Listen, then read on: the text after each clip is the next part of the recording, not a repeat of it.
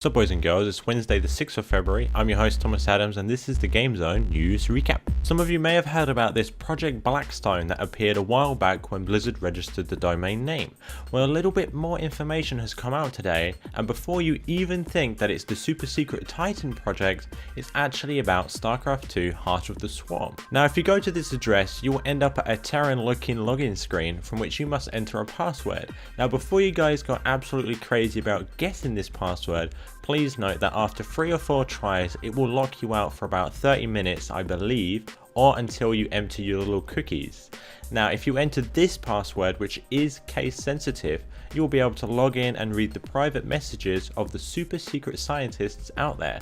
Overall, I love pre-game release events and I cannot wait to see what these crazy scientists have been getting up to on these poor little mini zergs, these poor zerglings being experimented on, man. And of course, I can't wait to play Heart of the Swarm myself.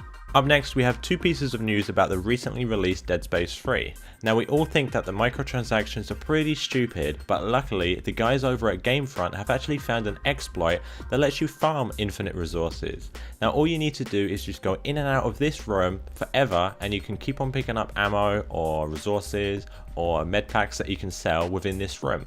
But remember that this room is only on chapter 8. Secondly, that it would appear that the Necromorphs are not the only things that like to scare you in Dead Space 3. Now with a recently released video by EA, they actually go ahead and show us how much work is involved into actually creating this pretty goddamn scary game. Exist only to kill, and yet the tiniest glimmer of the people they once were still exists in their clothes and corrupted faces. Their bodies have been bent, broken, and repurposed from dead flesh to slash, gut, and gore.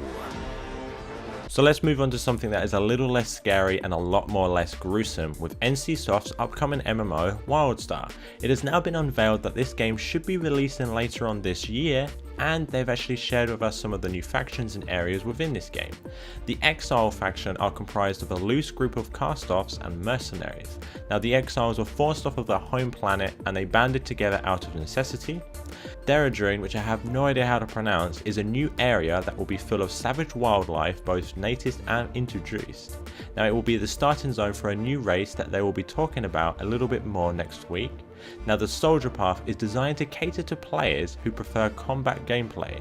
The soldiers are given a special path-specific quests and actions that will provide a varied combat experience as outlined in this video. And lastly, the awesome guys over at Gearbox are releasing a Borderlands 2 DLC only add-on pack that will be containing all of the currently released DLCs for $30, which is actually $10 cheaper than if you were to buy them separately. So if you've been waiting to buy any of the DLCs, then this is exactly what you've been waiting for. Now it is due out for release on February 26th for PC, Xbox and PlayStation 3. Remember guys that you can check out the latest news on guess where? GameZone.com. Now I have been your host Thomas Adams and I do like to change up how the ending is, so remember that this has been the news recap.